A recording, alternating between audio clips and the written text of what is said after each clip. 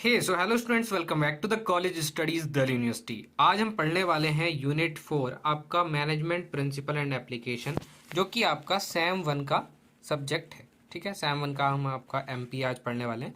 तो हम इसमें यूनिट 4 करेंगे। यूनिट 4 में जो है वो क्या क्या चीज़ें इंक्लूडेड हैं। इसमें हम स्टाफिंग पढ़ेंगे, देन अगला चैप्टर होगा इससे motivation, then next chapter leadership, फिर उसके बाद कम्युनिकेशन एंड उसके बाद हम पढ़ेंगे कंट्रोल। तो ये हम आपके 5 चैप्टर यहाँ कवर करने वाले हैं। ठीक है, तो हम ये 5 चैप्टर में वीडियो होगी, तो इस वीडियो में जितना भी हो पाएगा अप्रॉक्स 3 चैप्टर तो हम आपके कवर कर ही लेंगे, that is staffing, motivation and leadership. तो हम करने की कोशिश करते हैं। सो चलिए स्टार्ट करते हैं। सबसे पहले आता है आपका लेसन 12, जो कि है स्टाफिंग। आपकी बुक्स में या आपकी रीडिंग्स में कुछ भी आपके अदर नोट्स हैं तो उसमें कोई ऑल चैप्टर नंबर या लेसन हो सकता है, बट हम स्टाफिंग पढ़ रहे हैं, इतना आप ध्यान रख लीजिएगा चैप्टर। और उससे पहले मैं आपको बता दूं, ये मैंने नोट्स प्रिपेयर करे हैं खुद से, अलग अलग सोर्सेज से उठा के एनालाइज करके मोस्ट इंपॉर्टेंट टॉपिक, और ऐसे टैबुलर फॉर्मेट में डाले हैं स्ट्रक्चर्ड वे में। और आपको फ्लो चार्ट्स वगैरह, डायग्राम्स, इसमें सब कुछ ये सब मिल जाएगा। तो ये हमने कुछ ऐसे नोट्स तैयार किए हैं, आपको दिख रहे होंगे नोट्स, काफ़ी अच्छे नोट्स है विद फिगर्स एंड डायग्राम्स और जो भी इंपॉर्टेंट डाटा है वो सारी चीज़ों के साथ। तो ये नोट्स जो है प्रीमियम नोट्स है। अभी तक उससे पहले हम फ्री में नोट्स देते थे, बट वो इतना स्ट्रक्चर्ड वे में और इतने अच्छे नोट्स नहीं होते थे। तो हमने आपकी नीड को समझा और काफ़ी बच्चों ने नोट्स परचेस भी किए। पहले हमने इनका प्राइस 49 रुपीज़ रखा था फॉर आ सिंगल यूनिट। एक यूनिट के आप अगर नोट्स परचेस करेंगे तो आपको 49 रुपीज़ में गूगल फॉर्म डिस्क्रिप्शन में लिंक है वो भर के ख़रीदना होता था। तो ठीक है, फिर कुछ डिमांड आई कि 49 रुपीज़ ज़्यादा लग रहा है आपको, तो हमने इसका प्राइस कर दिया है ₹8.39 में आप पेमेंट करेंगे क्यूआर पे। आपकी ईमेल आईडी हमारे पास आ जाएगी, हम आपको ईमेल पे ड्राइव का एक्सेस दे देंगे। जिस भी यूनिट का आपका नोट्स चाहिए वो आप उसमें से ड्रॉप डाउन मेन्यू से सेलेक्ट करके आप वो गूगल फॉर्म डिस्क्रिप्शन लिंक से फिल कर देना। विद इन 1 to 2 आवर्स आपको नोट्स मिल जाएंगे इंस्टेंट ही। अगर दिन के समय में या रात को 12-1 बजे से पहले पहले आप परचेस करते हैं तो आपको इंस्टेंट 10 से 20 मिनट में एक्सेस मिल जाएगा। ठीक है, तो ये नोट्स की बात हो गई। अब हम वीडियो स्टार्ट करते हैं टाइम वेस्ट बिना किए। सो स्टाफिंग क्या है, ये बिल्कुल रेफर करता है हमारा ह्यूमन रिसोर्स मैनेजमेंट को। ह्यूमन रिसोर्स मैनेजमेंट जो है वो आपका फुल फ्लैश सब्जेक्ट है, बीकॉम ऑनर्स में आपको पढ़ना पड़ेगा। तो ये तो आप बाद में पढ़ ही लेंगे, बट ह्यूमन रिसोर्स मैनेजमेंट से आप जो समझ सकते हैं, जैसे कि एचआर का जो रोल्स होता है, ठीक है, आपको एज अ रिसोर्स, ह्यूमन को आपको एज अ रिसोर्स देखना है, मतलब कि एम्प्लॉयज़ को आपको एज अ रिसोर्स देखना है और उसका बेस्ट यूटिलाइजेशन करना है अपनी कंपनी के ऑब्जेक्टिव्स को अचीव करने के लिए। तो मेन चीज़ आपका यहाँ आ गया। ठीक है, it is a fundamental function of management focused on managing organisation का जो स्ट्रक्चर है उसको मैनेज करने में करता है। ये मैनिंग यहाँ लिख रहा है, बट ये मैनेज है, मैनेजिंग। थोड़ा बहुत एरर आपको यहाँ देखने को मिल सकता है, एक आध ए और ई का। ठीक है, that is negligible. So why ensuring the effective, क्या करेंगे हम यहाँ, इसमें सिलेक्शन करेंगे, उनको अप्रेज करेंगे, उनकी बढ़ाई करेंगे, मतलब उनको मॉनेटरी अप्रेजल देंगे या और भी सारी चीज़ें पर्क्स देंगे कुछ ना कुछ। ठीक है, देन डेवलपमेंट करेंगे उनके पर्सनैलिटी का, उस पर्सनल का, और डिफाइंड रोल्स के लिए उनको सेलेक्ट वगैरह करेंगे। ठीक है, तो ये यहाँ बेसिक डेफिनेशन आ जाती है, आप ये एग्जाम में लिख के आएंगे आराम से। स्टाफिंग अगर आता है तो फिर सबसे पहले कोर कॉन्सेप्ट और स्टाफिंग का जो इंट्रोडक्शन है वो आ जाता है। ये कंटिन्यूस साइकिल होती है जिसका काम ही क्या है कि ढूंढना, सेलेक्ट करना, इवेल्युएट करना और डेवलप करना रिलेशनशिप विद द, किसके लिए, या तो करंट के एम्प्लॉयज़ हैं उनके लिए या फिर जो फ्यूचर में एम्प्लॉयज़ आएंगे उनके लिए। ठीक है, तो ये मैनेज करता है ह्यूमन एलिमेंट्स को विद इन द बिजनेस, हमारे ऑर्गेनाइजेशन के अंदर, और कवर करता है एक्टिविटीज़ लाइक रिक्रूटमेंट करेंगे, पहले आपको जॉब देंगे, फिर आपकी ट्रेनिंग कराएंगे, फिर आपको कंपनसेशन, मतलब कि आपको सैलरी देंगे, आपको वेजेस देंगे। ठीक है, देन परफॉर्मेंस अप्रेजल, आपकी परफॉर्मेंस को ये अप्रेज करेंगे, मतलब उसके लिए कुछ सर्वे करेंगे या उसको इवेल्युएट करेंगे आपकी परफॉर्मेंस को। ठीक है, फिर उसके अकॉर्डिंग अप्रेज करेंगे। अगर आप काम अच्छा नहीं कर रहे तो आपको जैसे कि ले ऑफ देखने को मिल रहा है आजकल, एआई सबको रिप्लेस कर रहा है, तो वो काम भी यहाँ पे परफॉर्मेंस अप्रेजल में एक तरीके से मान सकते हैं, बट पूरा नहीं कह सकते। ठीक है, प्रमोशन करेंगे अगर वो अच्छा काम कर रहा है, या ट्रांसफ़र करेंगे अगर उसको पोजीशन में या फिर कहीं और जगह पे भेजना है। ठीक है, तो वो ट्रांसफ़र में आ जाता है। अब इसको वन वन बाय करके हम सारा डिटेल में पढ़ने वाले हैं। ठीक है, सबसे पहले अब इसमें भी आ जाता है कि नेचर क्या है स्टाफिंग का। स्टाफिंग का जो नेचर है वो सिंपल सा ये है कि staffing is performed by top management, कि जो टॉप मैनेजमेंट है वो करता है। और इसका नेचर क्या है, इंटरडिसिप्लिनरी होता है। डिसिप्लिनरी जहाँ भी शब्द आ रहा है या इंटरडिसिप्लिनरी, तो उसका मतलब है आपके कोर सब्जेक्ट, जो कोर एरियाज होते हैं, जो कोर फील्ड होते हैं। जैसे कि drawing concept from the sociology से ड्राइंग के कॉन्सेप्ट ले सकता है। ठीक है। साइकोलॉजी का कॉन्सेप्ट ले सकता है कि ये बंदा इस कंडीशन में कैसा काम करेगा, हम इसको इम्पैथी रखें, इसका इमोशनल स्टेट को भी समझें एम्प्लॉय की, ठीक है। एंथ्रोपोलॉजी और कई सारे सब्जेक्ट्स को मिला के ये इंटरडिसिप्लिनरी नेचर का होता है, ठीक है। तो ये एम्प्लॉय को भी एड्रेस करता है और पूरे के पूरे ग्रुप के लिए भी होता है, ठीक है। फिर इसमें नेक्स्ट टॉपिक जो आ जाता है वो है इंपॉर्टेंस ऑफ स्टाफिंग। अब हम स्टाफिंग कर रहे हैं तो इसकी ज़रूरत क्या है, मतलब ये क्यों ज़रूरी है, इतना महत्वपूर्ण क्यों है, why staffing is so important, ठीक है। तो हम उसमें बताएंगे ये 4 पॉइंट। तो सबसे पहला पॉइंट इसमें आता है प्रॉपर प्लेसमेंट। तो स्टाफिंग जो है यहाँ आइडेंटिफाई करता है वर्कफोर्स की क्या क्या रिक्वायरमेंट है हमको, कि हमारे ऑर्गेनाइजेशन में हमें कैसी वर्कफोर्स चाहिए, ठीक है। अब उनको हम अवेलेबिलिटी एडिक्वेट नंबर में जो उनकी अवेलेबिलिटी है उसको, मतलब हम पर्सोनल जो है उनको अवेलेबल करवा पा रहे हैं कि नहीं, जो हमारी रिक्वायरमेंट्स है। तो इससे क्या होता है, जो कि प्रिवेंट करता है कि काम में देरी नहीं होती, कोई डिसरप्शन नहीं होता और अंडर स्टाफिंग नहीं होती। मतलब हम स्टाफिंग जो है वो बहुत ढंग से कर पा रहे हैं। स्टाफिंग समझ गए ना, लोगों को काम पे रखना, उनका प्रमोशन करना, उनको कंपनसेशन देना, ये सारी चीज़ स्टाफिंग। और इसमें बहुत ही इंपॉर्टेंट जो चीज़ आती है, मैंने अभी आपको बताया नहीं, ये है इसका ऑब्जेक्टिव जो होता है, right person in the right job. ये लाइन आप जरूर लिख के आना कि ये इसका काम ये होता है, is to place the right person at the right job, ठीक है, कि सही बंदे को सही काम पे लगाना है, ठीक है। तो प्लेसमेंट यहाँ करता है, प्रॉपर प्लेसमेंट ये करेगा और इंश्योर करेगा कि हमने परफेक्ट इंडिविजुअल को बहुत ही सही काम पे रखा है, वही मतलब right person at the right job हमने कर दिया है। इम्प्रूव परफॉर्मेंस, ये परफॉर्मेंस को इम्प्रूव करने में काम आता है। स्टाफिंग जो है वो परफॉर्मेंस को करता है by optimally utilising human asset. हम ह्यूमन एसेट को ऑप्टिमली यूटिलाइज कर रहे हैं और स्टाफिंग जो करता है उसकी प्रोडक्टिव बढ़ा देता है। वो कैसे बढ़ाता है, और उसका एग्जीक्यूशन जो होता है वो बेटर हो जाता है। वो कैसे होता है, हम उसको ट्रेनिंग और डेवलपमेंट प्रोग्राम्स देते हैं, उसकी ट्रेनिंग कराते हैं, उसको सारी चीज़ें सिखाते हैं, तो उसकी प्रोडक्टिविटी इंक्रीज हो जाती है। तो स्टाफिंग के द्वारा जो है वो परफॉर्मेंस इंप्रूव होती है, ठीक है। देन नेक्स्ट आता है कंटिन्यूस ग्रोथ। कंटिन्यूस ग्रोथ होती है भाई, training and employ development programme जैसे कि हम दे रहे हैं तो उसकी कंटिन्यूसली ग्रोथ हो रही है ना, कि आज वो हमारी कंपनी में, जैसे कि फ्रेशर आप प्लेसमेंट लगेगी कॉलेज से, ठीक है, आप फ्रेशर्स होंगे, ठीक है, और वहाँ पे आप ट्रेनिंग लेंगे, देन आप 1 साल 2 साल वहाँ जॉब करेंगे, जो भी आपका बॉन्ड हो, या आपने 1 2 साल वहाँ पे जॉब करी, आपकी वहाँ से कुछ ना कुछ स्किल्स आई होंगी, आप उस काम में प्रो हो गए होंगे, या ऐसा है तो मीडिएट लेवल के तो हो ही गए होंगे। तो आप वो चीज़ छोड़ के, वो पोजीशन छोड़ के दूसरी जगह विद इन सेम पोजीशन जाओगे, तो यू हैव सम एक्सपीरियंस, 1 साल 2 साल आपके पास एक्सपीरियंस है, आप अपने टास्क दिखा सकते हो, आप अपनी रिपोर्ट्स दिखा सकते हो, तो आपकी कहीं ना कहीं ट्रेनिंग और जो वो डेवलपमेंट हुआ है जॉब के टाइम पे, ठीक है। तो अभी हम ट्रेनिंग के बारे में पढ़ेंगे कि ट्रेनिंग भी जॉब के टाइम पे होती है, जॉब के बिना जैसे होती है, ठीक है। Coupled with the succession planning, ठीक है, मतलब ये सक्सेशन पार्ट होता है प्लानिंग के बाद, इंश्योर करता है constant survival and growth of the organisation, ठीक है। Then job satisfaction and morale. तो जॉब सेटिस्फेक्शन जो है ना, ये बहुत ही ज़रूरी चीज़ हो गई है आजकल। हम मेंटल हेल्थ के बारे में आपने बहुत सुना होगा, सोशल मीडिया पे, न्यूज़पेपर्स में और मूवीज़ में भी। जैसे कि एक मूवी थी, कौन सी थी, शायद छिछोरे, और मतलब सुशांत सिंह राजपूत की कोई मूवी थी, मैं नाम भूल रहा हूँ। वैसी कुछ मूवी थी। मेंटल हेल्थ के लिए भी ये है कि आपको जॉब सेटिस्फेक्शन वगैरह होना चाहिए, आप जो पढ़ रहे हो उससे आप सेटिस्फाई होने चाहिए, ठीक है। It offers opportunities for growth, आपकी ग्रोथ के लिए अपॉर्चुनिटी देगा, जैसे कि प्रमोशन देगा, आपको अच्छा लगेगा, रिवॉर्ड्स मिलते हैं, गिफ्ट्स देता है, कोई गिफ्ट देता है तो आपको अच्छा लगता है ना, उससे मतलब एक सेंस ऑफ हैप्पीनेस आता है आपको, ठीक है।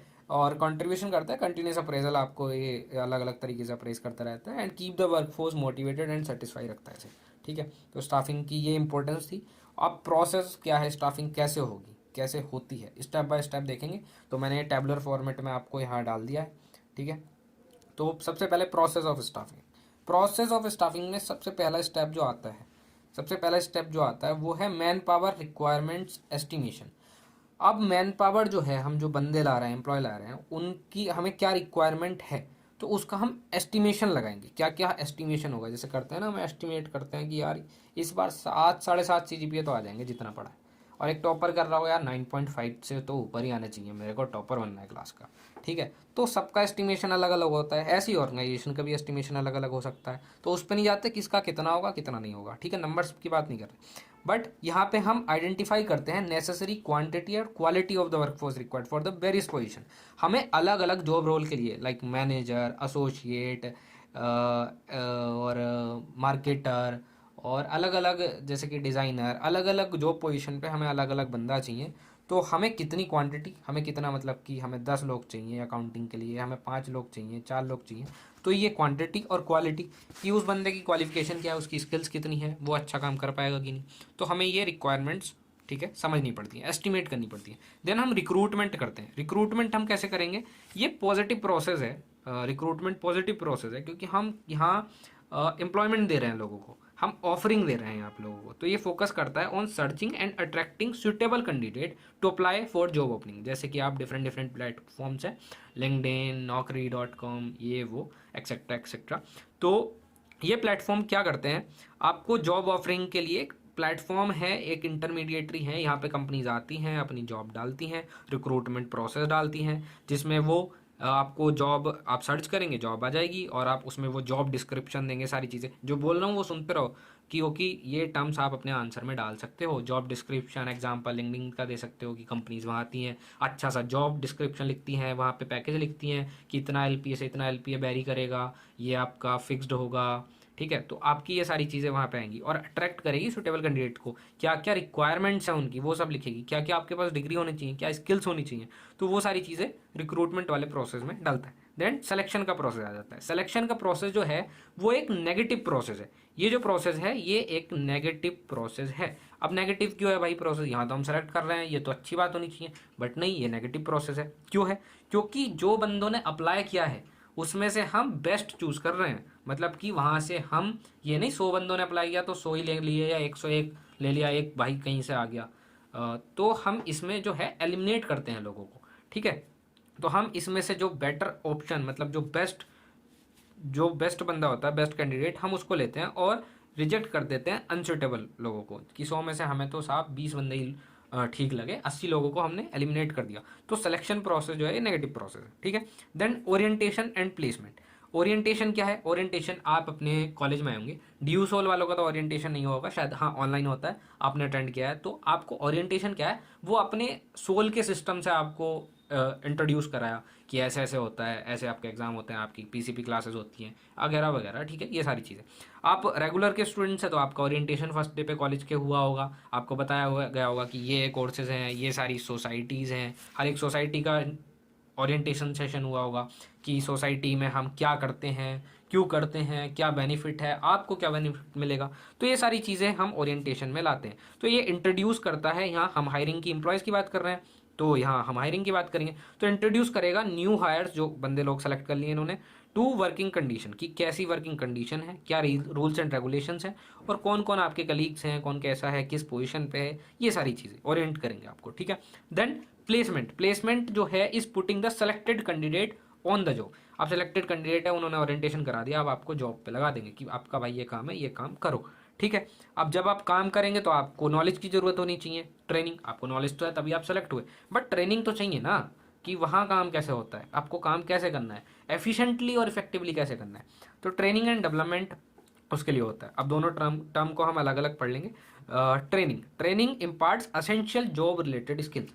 हम इसमें जितनी भी जॉब रिलेटेड स्किल्स हैं वो सब डालेंगे। ट्रेनिंग को आप और भी एलोबरेट करके लिख सकते हैं, और ट्रेनिंग के मैंने यहाँ मेथड दे रखे हैं, आप इसको अगर ट्रेनिंग के ऊपर कोई क्वेश्चन आता है डेवलपमेंट के, तो ये सारे ये पॉइंट घुसा के उसके नीचे बाकी मेथड्स ऑफ ट्रेनिंग वगैरह के पॉइंट्स घुसाएंगे और फ्लो चार्ट्स वगैरह बनाएंगे, ठीक है। देन डेवलपमेंट क्या होता है, बिल्ड करता है स्किल्स को for handling future conditions. Future जो भी डिस्क्रिपेंसीज या अनसर्टिनिटी आएंगी आप उनको हैंडल कर सकें और अपनी हायर पोजीशंस पे जा सकें, ठीक है। ये डेवलपमेंट होता है। Remuneration and compensation. Remuneration and compensation क्या है, आपको सैलरीज, मॉनेटरी पेमेंट, पैसों में आपको पेमेंट देना, wages and salaries given to the employees for their work performance. जैसा आपने काम किया है, आपकी जो डिसाइडेड बेसिक सैलरी है वो आपको यहाँ पे मिलती है। Then performance evaluation. Performance evaluation में जो है वो सिस्टमेटिक इवेल्युएशन करते हैं एम्प्लॉय के बिहेवियर का, उसका काम में कितना योगदान है, वर्क कंट्रीब्यूशन कितना है, उस चीज़ को हम इवेल्युएट करते हैं बाय डिफरेंट मेथड्स, ठीक है।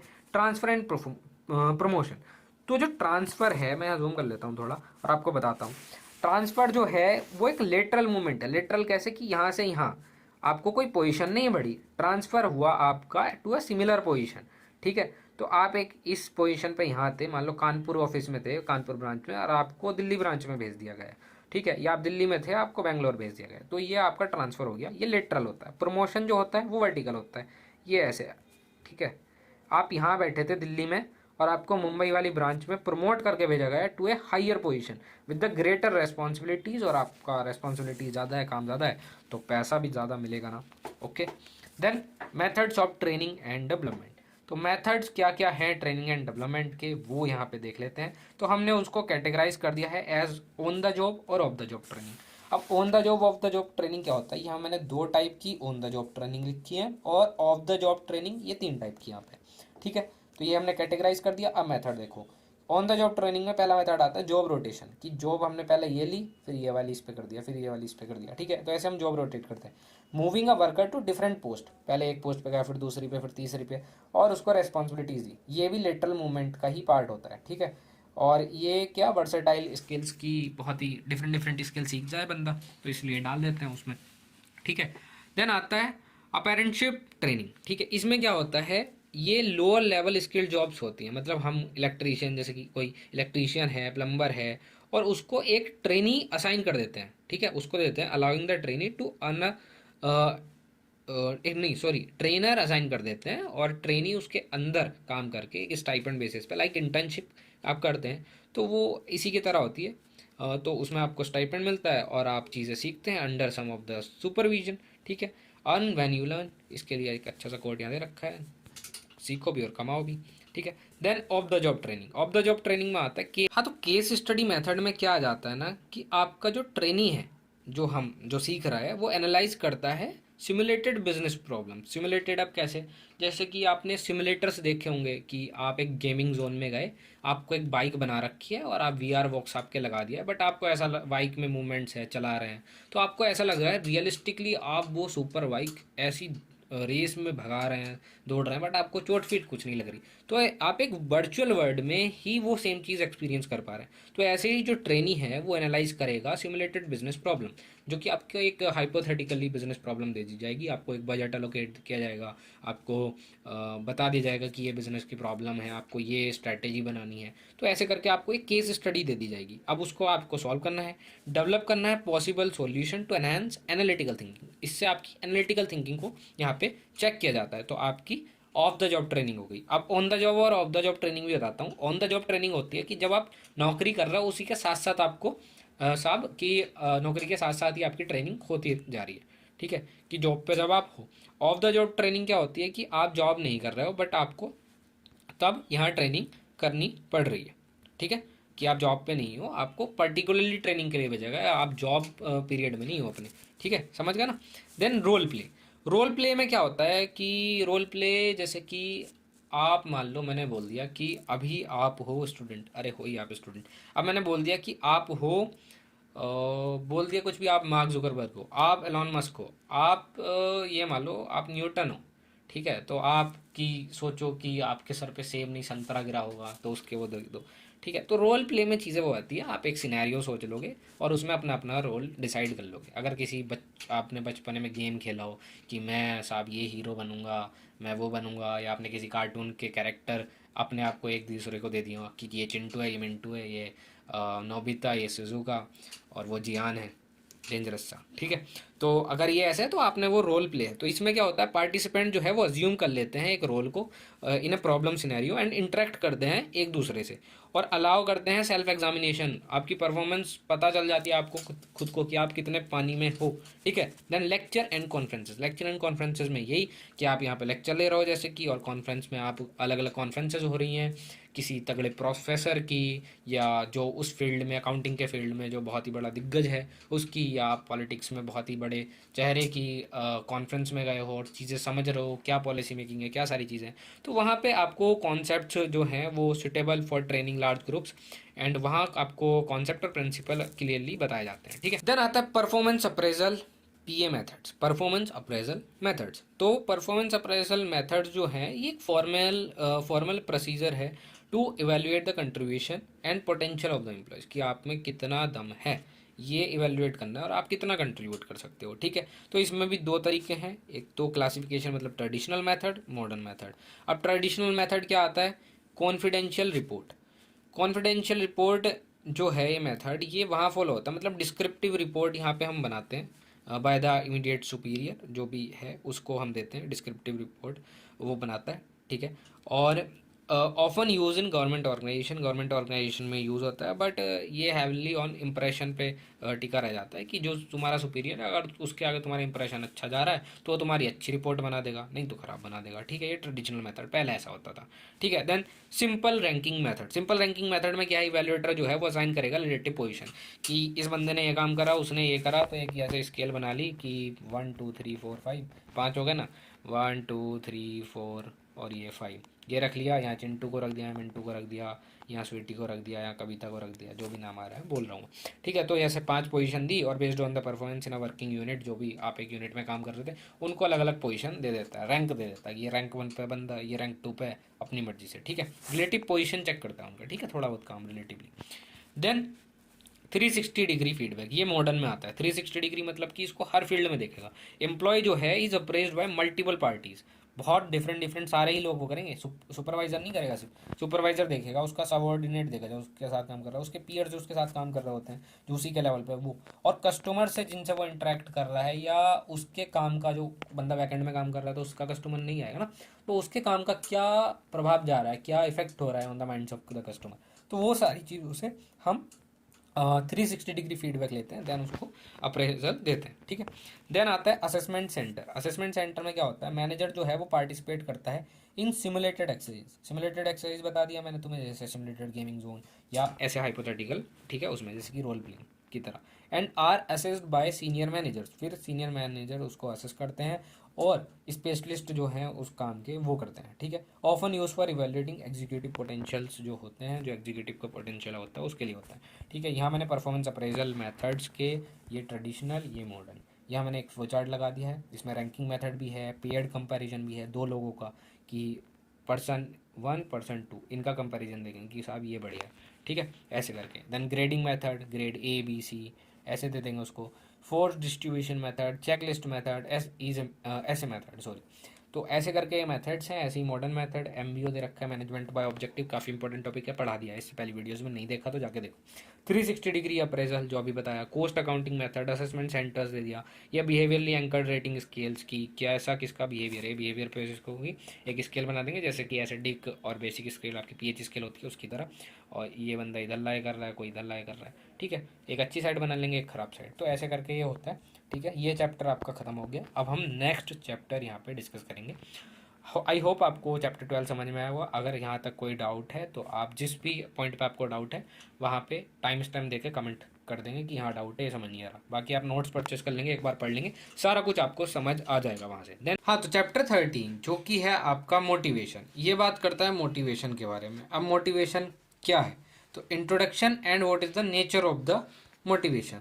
तो सबसे पहले समझ लेते हैं मोटिवेशन क्या होता है। मोटिवेशन आपको खुद ही पता है, सिंपल भाषा में कहे तो आपको अंदर से कुछ करने की इच्छा शक्ति जाग उठती है। ठीक है, योर इनवर्ड एंथुजियाज्म होता है, जो कि stemming from the needs, wants and desires. अभी जो 3 शब्द है ना, इनका बहुत ही डिफरेंट मीनिंग होता है। अगर किसी को पता है तो कमेंट सेक्शन में लिखो, या दिमाग में दोहरा लो एक बार।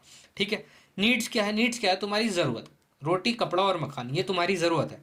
अब मैं खाने को ले लेता हूँ कि आपको भूख लगी है, तो आपकी नीड होगी कि आपको सिर्फ खाना खाना है। ठीक है, अब खाने में आपको कुछ भी मिल जाए, टिंडे, करेला, भिंडी, रोटी, सब्जी, दाल, चावल, कुछ भी मिल जाए, आपको भूख लगी है, आप खा लोगे। वांट्स आपकी क्या है कि मेरे को खाना खाना है, बट खाने में मेरे को आज दाल मखनी विद बूंदी का रायता और 4 बटर नान खानी है। तो ये आपका वांट हो गया, मेरे को खाना खाना है, बट कैसा खाना खाना है ये आप डिसाइड करोगे, ये आपकी इच्छा है खाना खाने की, ऐसी। एंड डिज़ायर, डिज़ायर क्या होता है कि मेरे को खाना तो खाना है, बट मेरे को उस रेस्टोरेंट का खाना खाना है, और खाने में मेरे को गुलाब जामुन भी चाहिए एक ऊपर से।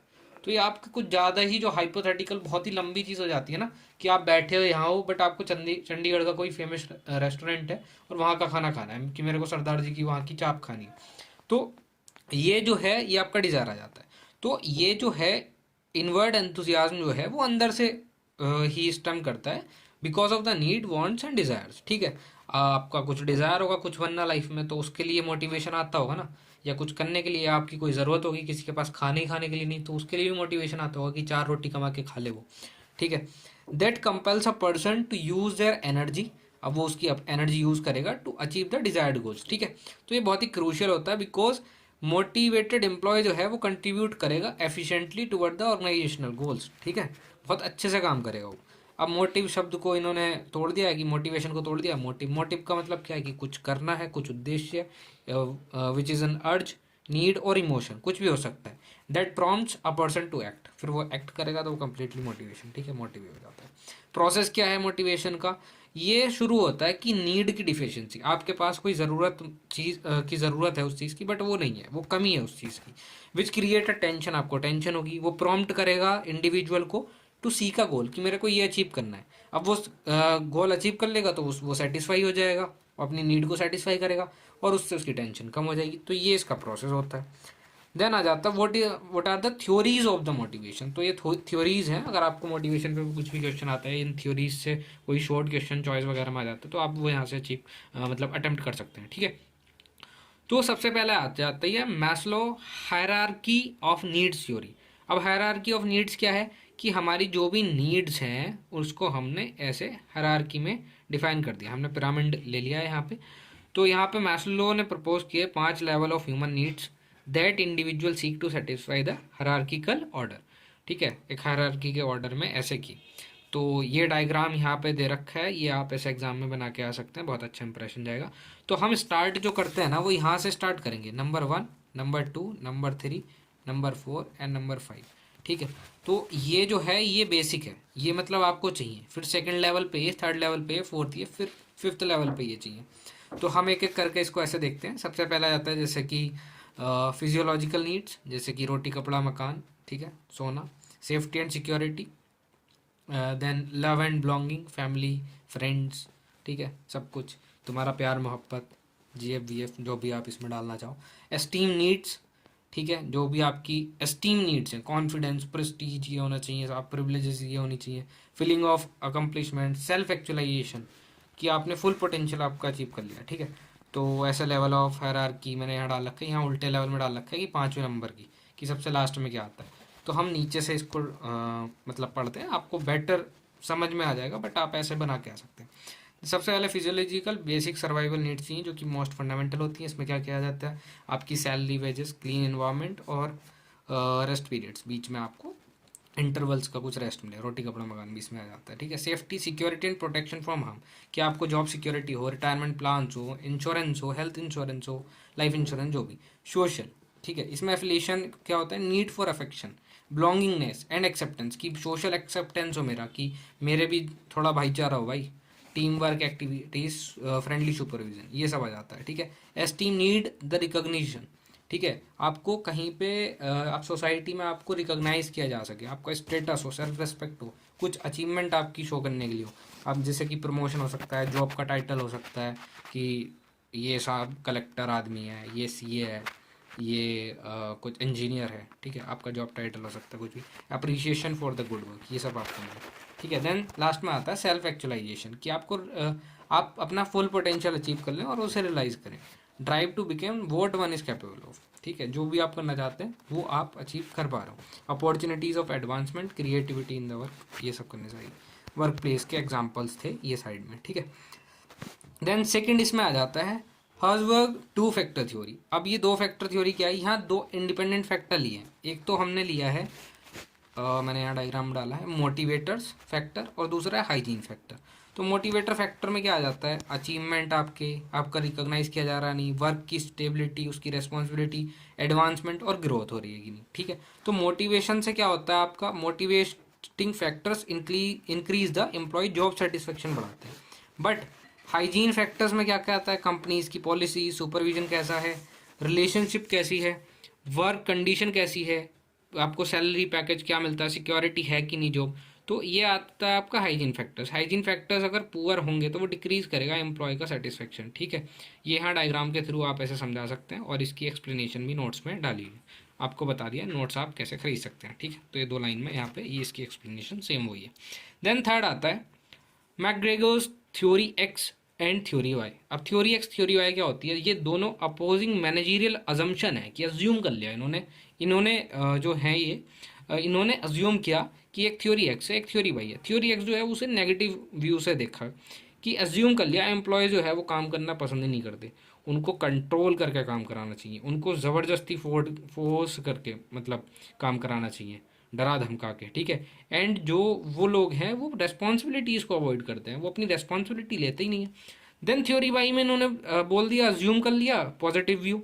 इसमें अज्यूम किया एम्प्लॉयज़ जो हैं वो काम को एक नेचुरल वर्क की तरह देखते हैं, view work as a natural, कि ये तो एग्जिस्टेंस है भाई नेचर में, ठीक है। Are self directed if committed to objectives, अगर वो ऑब्जेक्टिव के लिए प्रति मतलब ऐसे हो जाए ना कि ये काम करना है तो खुद ही सेल्फ डायरेक्टेड है, उन्हें कुछ बताने की जरूरत नहीं, खुद से कर लेंगे वो काम, अपने आप में इतने कैपेबल हैं, ठीक है। सीक रेस्पॉन्सिबिलिटी, वो रेस्पॉन्सिबिलिटी भी लेके चलते हैं कि इस काम के लिए मैं जिम्मेदार हूँ, और बहुत ही अच्छे से मेहनत करके वो काम को करते हैं। एंड पोजेस इनोवेटिव कैपेसिटी, और इनोवेटिव कैपेसिटी उसमें लगाते हैं, अपना दिमाग लगाते हैं, एनालिटिकल थिंकिंग, क्रिएटिविटी, ये सब लगाते हैं, और इनोवेटिव आइडियाज जो थे उन्होंने सजेस्ट किया कि थ्योरी बाई जो है वो ज़्यादा वैलिड है, फेवर करती है डेमोक्रेटिक मैनेजमेंट स्टाइल। तो इसमें इस थ्योरी में इतना था। देन फोर्थ थ्योरी आती है और चीज़ थ्योरी जी। तो जी थ्योरी जो है ये इंटीग्रेट करती है अमेरिकन और जापानीज मैनेजमेंट फिलोसफीज को, जो कि एम्फोसाइज करती है म्यूचुअल ट्रस्ट पे, एक दूसरे के ट्रस्ट पे, लॉन्ग टर्म एम्प्लॉयमेंट की लंबे समय के लिए एम्प्लॉयमेंट दी जाए, 2 से 5 साल लॉन्ग टर्म में आता है। Then and consensual decision making, कि सबकी डिसीजन मेकिंग हो, ठीक है। पूरा कंक्लूड करके की फीचर इसमें क्या है, ये एडवोकेट करता है life time employment, long term की बात चली तो लाइफ टाइम एम्प्लॉयमेंट एक तरीके से वो करता है, और सब कुछ अच्छा है तो एम्प्लॉयज़ भी कहाँ काम करना पसंद करेगा, तुम नहीं करोगे, तुम भी करोगे। कंसेंशुअल डिसीजन मेकिंग है एम्प्लॉयज़ के बीच में, स्लो करियर प्रोग्रेशन है, ऐसा नहीं कि एकदम से कोई रश वाली मतलब भेड़ चाल हो रही है, बहुत ही दौड़ चल रही है, ऐसा नहीं है। स्लो करियर प्रोग्रेशन है, बट हाँ वर्क लाइफ बैलेंस है। And an informal control system emphasizing cooperation, अब थोड़ा इनफॉर्मल होगा, मैं तुमसे बिल्कुल ही फॉर्मल होकर एक टीचर की लैंग्वेज में बात करने लगूँ, ऐसे समझाऊँ तो चीज़ें तुम्हें थोड़ी बोरिंग लगने लगेंगी। इफ़ मैं तुमसे ऐसे बात कर रहा हूँ मौज मस्ती में, तो आपको थोड़ा मौज मस्ती के साथ पढ़ाई भी ईजी हो जाती है ना दोस्तों।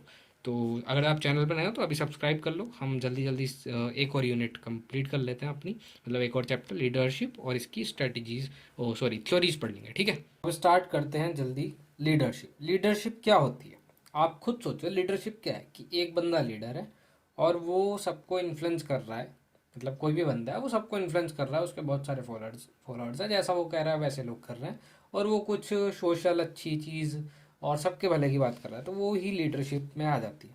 तो अभी हम यहाँ ऑर्गेनाइजेशन के पर्सपेक्टिव से पढ़ रहे हैं, तो हम उसी एस्पेक्ट में इसको देखेंगे, ठीक है। तो introduction and what are the objectives of the leadership. तो लीडरशिप जो है वो एक क्रूशियल एलिमेंट है डायरेक्टिंग फंक्शन का, हमने फंक्शन पढ़े थे ना, जैसे कि प्लानिंग, ऑर्गेनाइजिंग, स्टाफिंग अभी ऊपर पढ़ा ही है, देन डायरेक्टिंग, देन उसके बाद कंट्रोलिंग आएगा, तो ये डायरेक्टिंग फंक्शन में आता है leadership.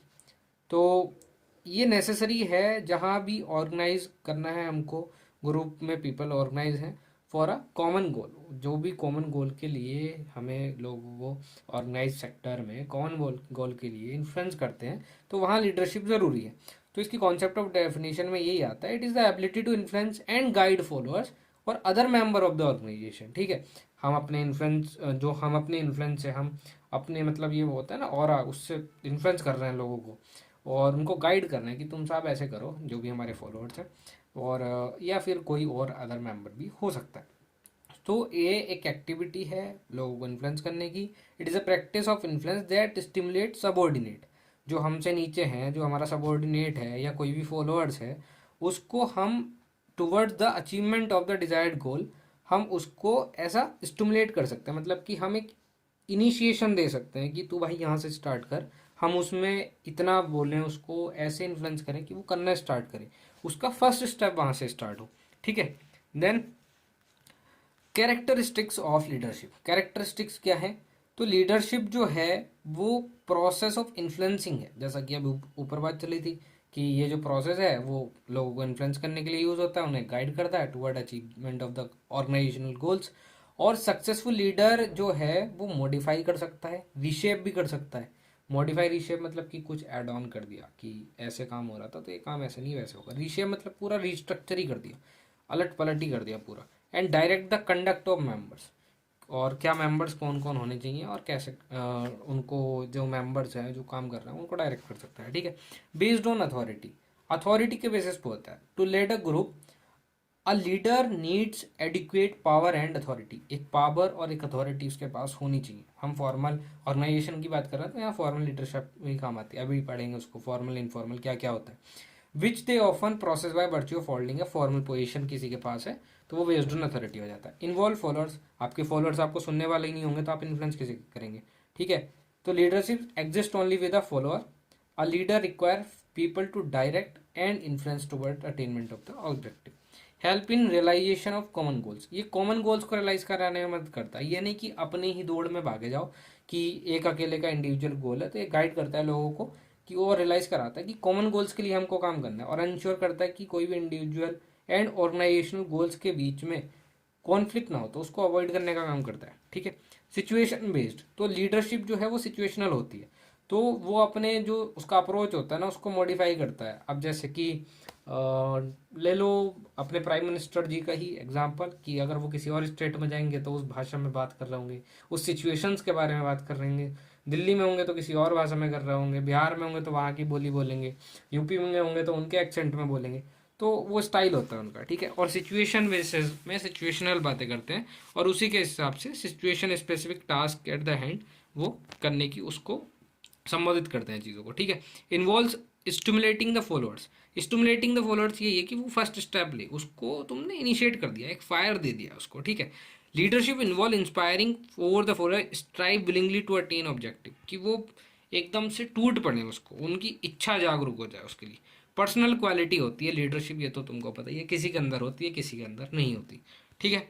Then importance of the leadership, leadership का क्या इंपॉर्टेंस है, ठीक है। तो वो पढ़ते हैं, ये इनिशिएट करता है एक्शंस को, कि लीडरशिप जो है, एक लीडर जो है वो स्टार्ट करता है work by communicating plans, plans को कम्युनिकेट करेगा लोगों को, पॉलिसीज को सबॉर्डिनेट्स को कम्युनिकेट करेगा।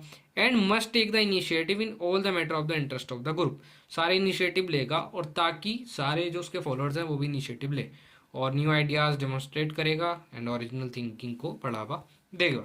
देन मोटिवेशन, मोटिवेशन मैनेजर जो है वो सप्लाई करता है लीडरशिप टू वर्क डन, क्योंकि काम उसका हो जाना चाहिए, ठीक है, ये है। तो वो मोटिवेशन देने का काम करता है, किस चीज़ के द्वारा, इंसेंटिव देगा, मोटिवेट करेगा एम्प्लॉय को, इकोनॉमिक या फिर नॉन इकोनॉमिक रिवॉर्ड। इकोनॉमिक क्या हो सकती है, इंसेंटिव, बोनस, यही सब कुछ दे दिया। नॉन इकोनॉमिक क्या हो सकती है, कि शाबाशी दे दी, भाई तू बहुत तगड़ा काम करता है, तू बहुत बढ़िया आदमी है, तारीफ कर दी, बस। तारीफ से कौन खुश नहीं होता, ठीक है। आप भी हमारी तारीफ कर दो कमेंट में, हम भी थोड़े खुश हो जाएंगे, ठीक है, अगर अच्छा लग रहा हो तो। नहीं तो क्रिटिसाइज भी कर सकते हो, आपका राइट है।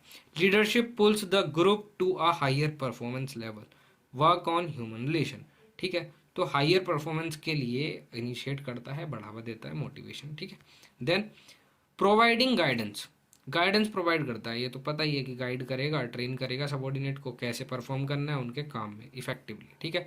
क्रिएट कॉन्फिडेंस, कॉन्फिडेंस आता है, confidence is achieved by clarifying jobs, providing rules and listening to the grievances, उनकी शिकायत भी सुनो, उनको रूल्स समझाओ और उन्हें नौकरी भी अच्छी दो, ठीक है। देन बिल्डिंग मोरल, मोरल कैसे बिल्ड कर सकते हैं, dynamic leadership can improve motivation and moral, कि डायनामिक लीडरशिप जो होती है वो इंसान का मोटिवेशन भी बढ़ाती है और मोरल भी बढ़ाती है। इन्फ्लुएंस करती है इंडिविजुअल को बिहेवियरल एक्सपेक्ट में, ठीक है, और जो कि वो काम करता है टुवर्ड द एंटरप्राइज गोल, ठीक है। Then build work environment, work environment में कैसे एक लीडर जो होगा तो मिसअंडरस्टैंडिंग या सारी चीज़ें जो हैं वो साउंड ह्यूमन रिलेशंस पे बात करेगा, और सारी चीज़ें जो भी क्लेश होंगे, कॉन्फ्लिक्ट्स होंगे, उनको हटाएगा। Uses personal contacts and treat representative on humanitarian grounds पे उसको जज करेगा to create a productive workplace, ठीक है। कोऑर्डिनेशन, लीडरशिप जो है वो हेल्प करता है कोऑर्डिनेशन को अचीव करने में, कैसे रिकनसाइल करता है इंडिविजुअल के ट्रस्ट को कॉमन गोल के, ऑर्गेनाइजेशन के गोल के साथ, ठीक है। इंटीग्रेट करता है formal with on informal organisation, अब फॉर्मल इनफॉर्मल का थोड़ा बैलेंस होगा, तो आपको पता है एक बैलेंस्ड अप्रोच जो है वो सबसे बढ़िया अप्रोच होती है। तो कॉम्पिटेंट लीडरशिप जो है वो इंटीग्रेट कर देगी इनफॉर्मल ग्रुप्स को और फॉर्मल ग्रुप्स को, ठीक है, जिससे कि यूटिलाइज हो सके कंस्ट्रक्टिवली सारी resources in a productive manner, ठीक है। देन लीडरशिप वर्सेस मैनेजमेंट की ये टेबल है, सिंपल सी टेबल है, आप ये पढ़ लेना, कई बार ये डिफरेंस छोटा सा आ जाता है।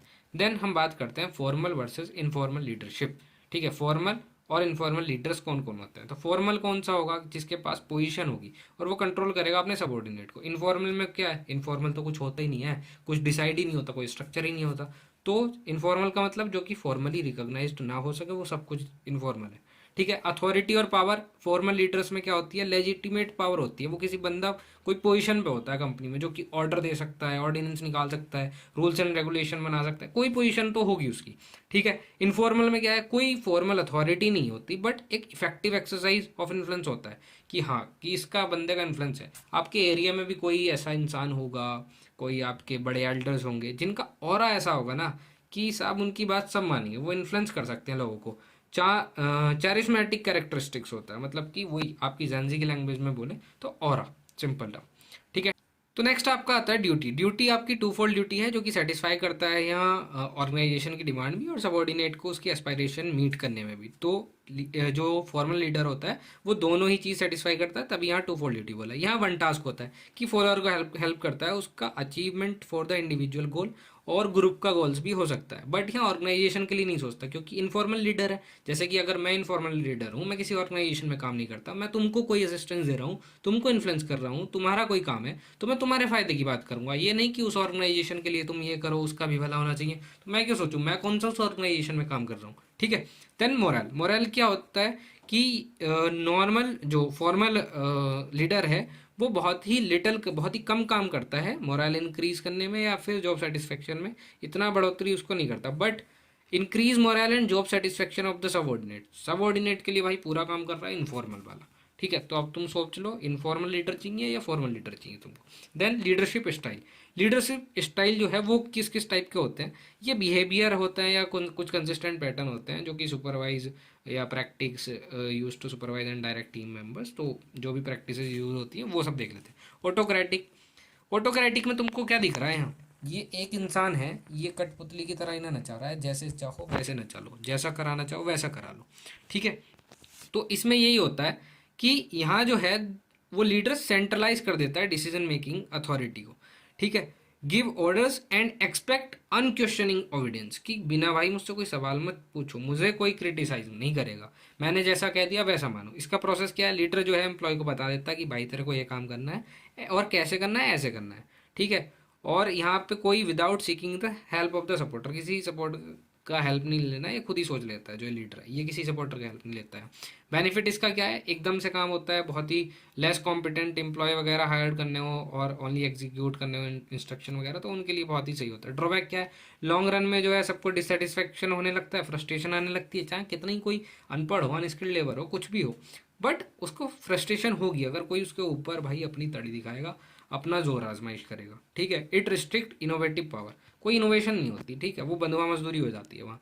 सुटेबिलिटी कहाँ है, अप्रोप्रिएट होता है सिचुएशन लाइक, मतलब बहुत ही अर्जेंट डिसीजन मेकिंग करनी है, एक्शन लेना है, या for unskilled inexperienced and submissive employees जो होते हैं उस टाइप के, उनके लिए ठीक है।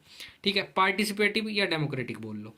पार्टिसिपेटिव में क्या है कि भाई डिसीजन मेकिंग जो है वो सबके पास होगी, सबसे पूछा जाएगा, ultimate decision making rest with the leader, but final जो है वो लीडर के पास ही होगी, बट सबको सुनेगा। यहाँ टू वे कम्युनिकेशन होता है जहाँ employ impart their experience and suggestion देते हैं वो। ठीक है। मेरिट्स क्या है, follower contribute lead to commitment as they are mentally and psychologically involve हो रहे हैं, उनका मोरल बढ़ता है, रिड्यूस होता है टर्नओवर एंड एब्सेंटिज्म, एबसेंट नहीं होते, जॉब सेटिस्फेक्शन बढ़ता है। ड्रॉबैक क्या है, consulting subordinate frequently time consuming, अगर सबसे पूछते रहेंगे तो टाइम ज़्यादा जाएगा।